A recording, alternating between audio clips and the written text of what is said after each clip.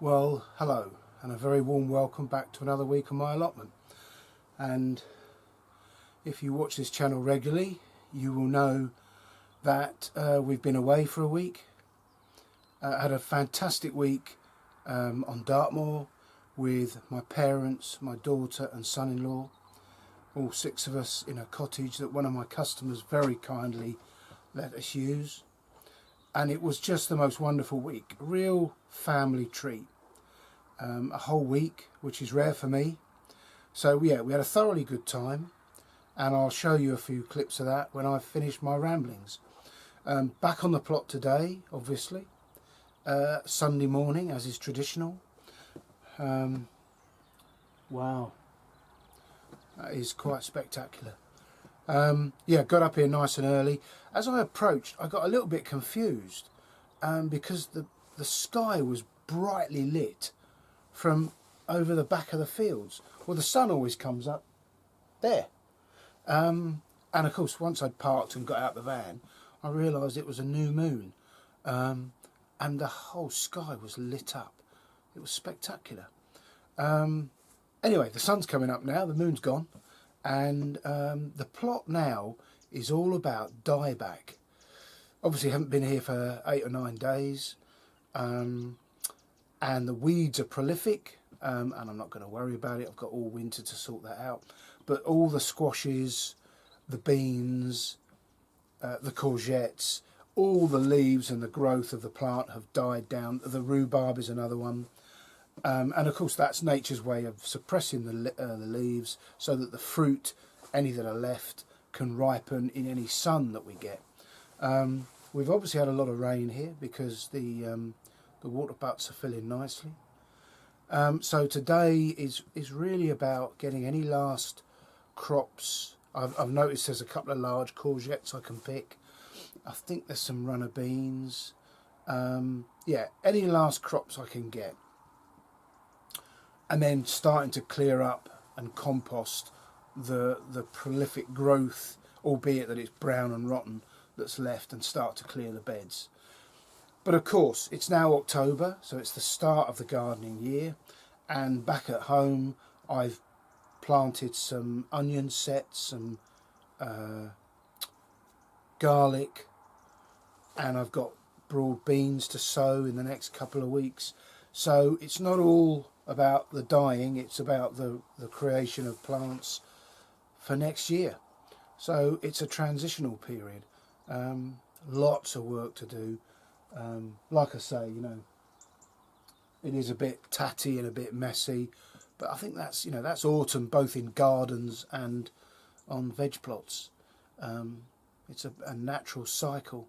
So without further ado, actually I should just say I have a new addition to our vegetable equipment and gadgets, of which there are few.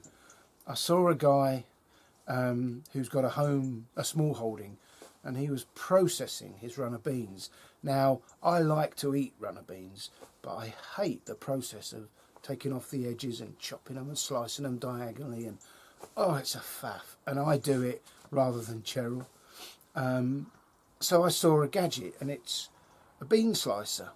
Now, his was an old thing from a company called Spong, and it was cast metal, and it had a G-clamp to hold it to the counter.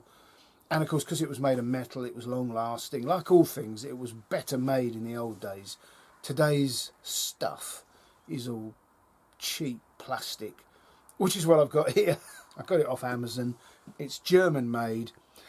Despite the fact that it's German made, I don't think it's good quality, but we'll see. I've already tried there's a suction pad with a lever. It doesn't work very well, you know. I mean, it cost me 20 odd quid, so what should I expect?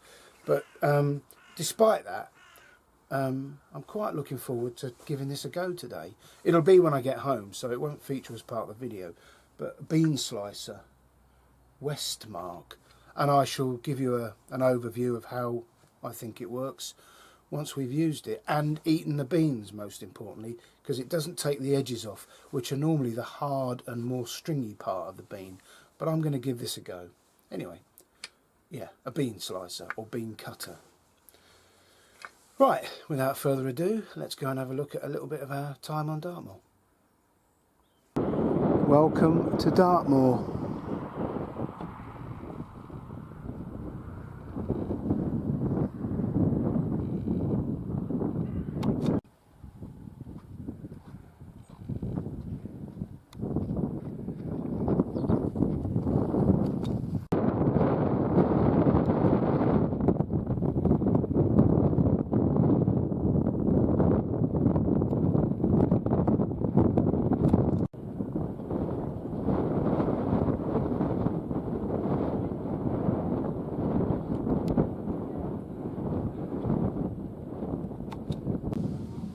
Widdicombe in the Moor.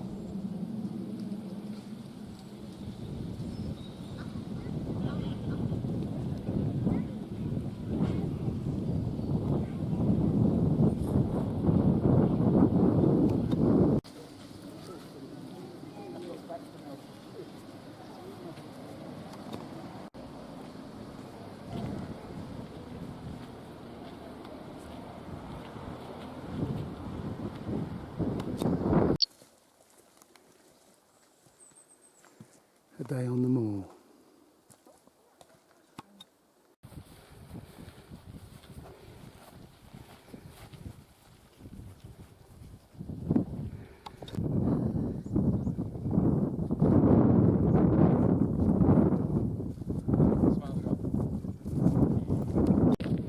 I was getting warhorse vibes.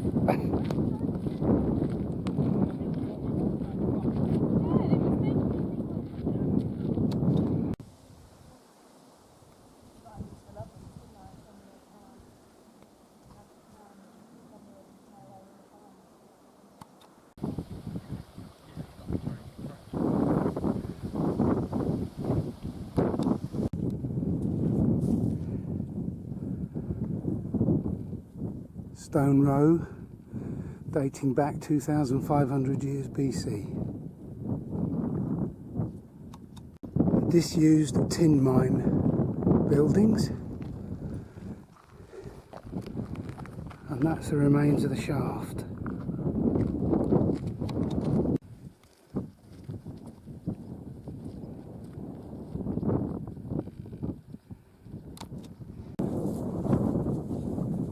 Cozzies at the ready.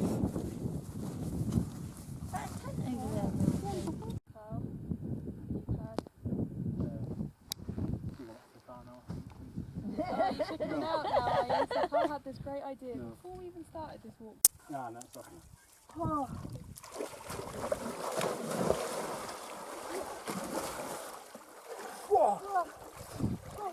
Go on, Charlotte. Go on, Charlotte. Well done. I beg your pardon.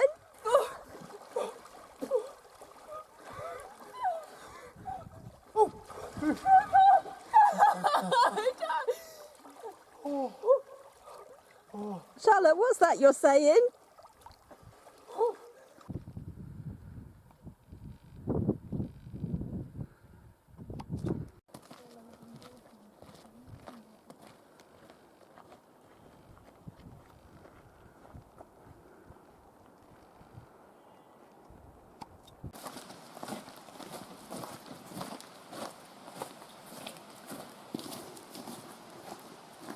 That was epic.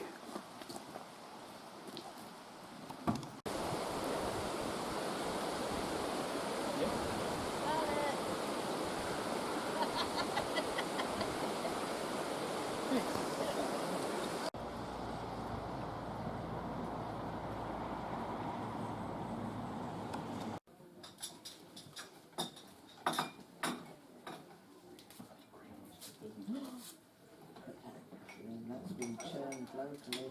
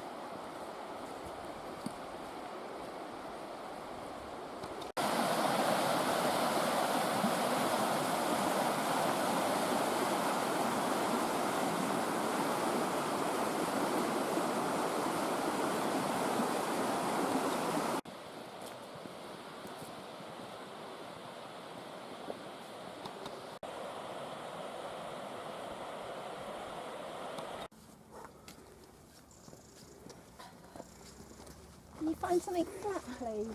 10 years later, we used to talk.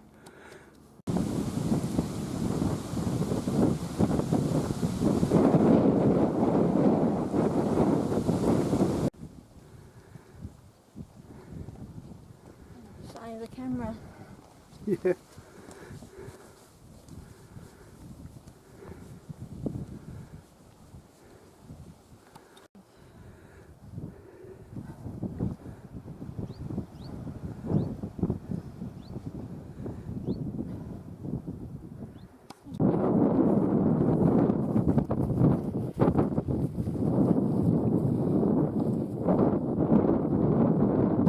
Yeah, I've done 16,500 steps. How many steps did you do? 16,500. Alright. It was more than that the other day, wasn't it? What's that then? Probably about 8 miles. Yeah, 13 and a half. 13 and a half kilometres? Yeah. It would appear to me that 7.5 of those miles were uphill. Yeah. We spent nearly an hour walking uphill. Oh, I know you loved it. I'm sure you're trying to kill me. There are easier ways. Well, the tractors are to and froing on the road already. Farmers don't seem to take any time off. And as the sun heralds the dawn of another day, let's have a little walk round the plot and I'll show you what I mean about the untidiness and the dieback. So, a reasonable crop of leeks. I've noticed now that a couple have gone to seed. Hardly surprising with that hot summer we had. But yeah, it's all looking extremely tatty. These gourd birdhouse plants are dying back. But as I suspected, the purple kale has survived the swamping it got from those plants. This is the pumpkin patch, and there's 2 over there that I left to ripen. Mentioned those on a previous episode. And there's a couple here that are still green. They're not going to come to anything. They haven't got time now. So I'm going to clear that patch today and tidy it up and put the membrane away for next year. Still got some comfrey growing, and I've got some in the tub that's making more comfrey fertiliser, but the rhubarb is drastically wilting and will soon be put on the compost heap. There's some butternuts there. Again, I'm going to leave those because there are some butternuts that haven't quite coloured up, and I'm hoping to keep those, so I'll leave them another week or 2. Lots of carrots to pick. I need to start emptying those tubs because there's quite a lot of carrot fly damage, and there's no point in leaving them in there. I don't think that one blackberry plant there is going to come to much. There's still nothing on it after I accidentally chopped it when I cleared the josterberry, but we'll see. There is a little bit of good news here though. This blackberry, which is a cultivated variety, has got lots of big fat juicy blackberries on it, so they'll be going home with me today. And then as for the rest of the plot, the gourds, the plants look blimmin' awful, but the gourds look okay. Really not quite sure what I'm going to do, whether I leave this frame up for another week or 2 or longer. Yeah, I'm not sure. I haven't made a decision about that yet, but they still look great. We shall see. Okay, now to the main plot. I've got beetroot here, which we're going to start juicing soon. Those are the winter squash mashed potato. Again, those plants all need getting rid of, the fruit harvesting. These are Swedes, Swede Marianne, a clubroot resistant variety, and I think some of them are ready to be picked. I like the Swede and carrot sort of mash. So I'm hoping Cheryl might make some of that in the next few weeks. A lot of these beds are empty and weedy. Again, like I say, not going to worry about it. I've still got green and red cabbages there. We grow those for coleslaw, but you know, that's a bit late now. So I might chop some of them and take them to the farm shop to try and make a little bit of money on them. These blackberries that came from my back garden that I've grown up this frame, they've done very well. I'm very pleased with that. More squashes here that have died back and again at some point need clearing. I'm not going to manage all this today, but you know, it's jobs for the next few weeks. And then here's the courgettes, flopping and looking blimmin' awful, but you can see there's a fruit there, so I can harvest that.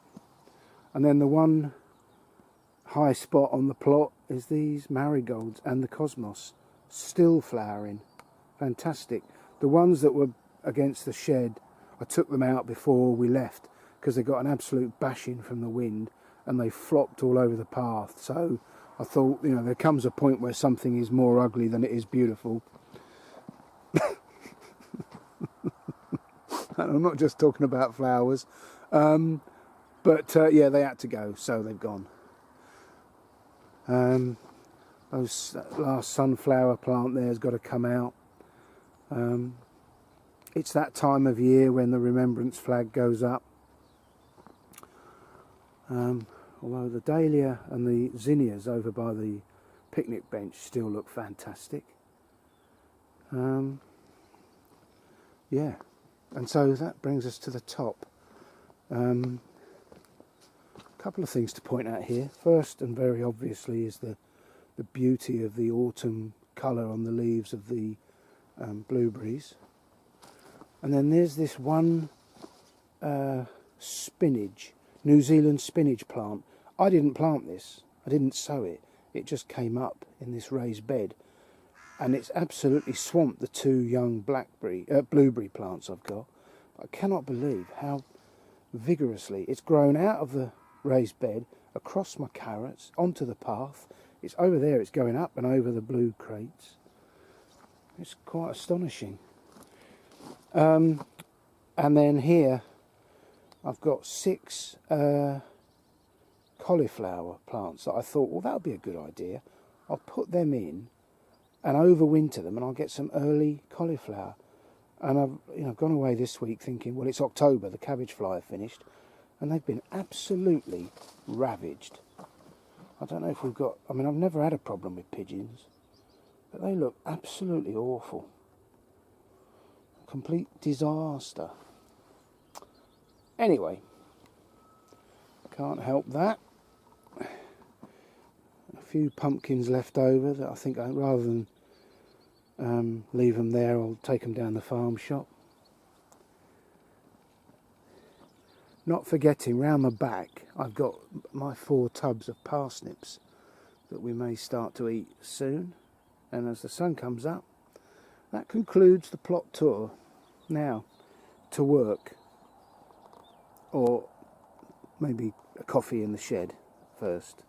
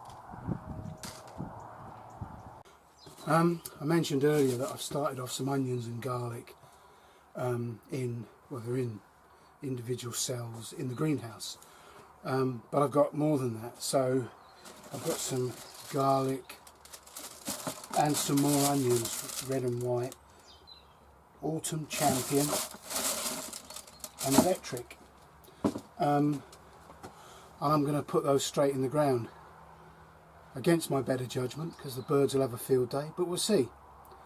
I'm going to direct plant them and they can get on. And as I've mentioned before, because the onions were far too big this year, I'm going to plant them much closer together, and I shall just have to tolerate hand weeding rather than hoeing. So I'm going to hopefully do that today as well.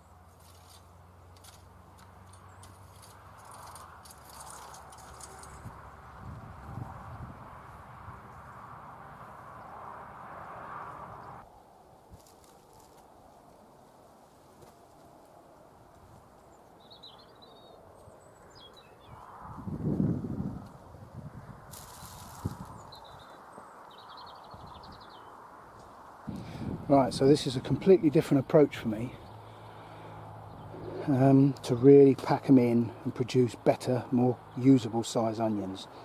So there are 50 Autumn Champion onion sets that have gone in. That trail's on the corner, so there down to here, up there, 50. And when you look at the size of the bed, if I continue like that, I should get a few hundred in. And here I shall leave a room wide enough for my foot so that I can hand weed when the weeds start to grow, as they will. We shall see.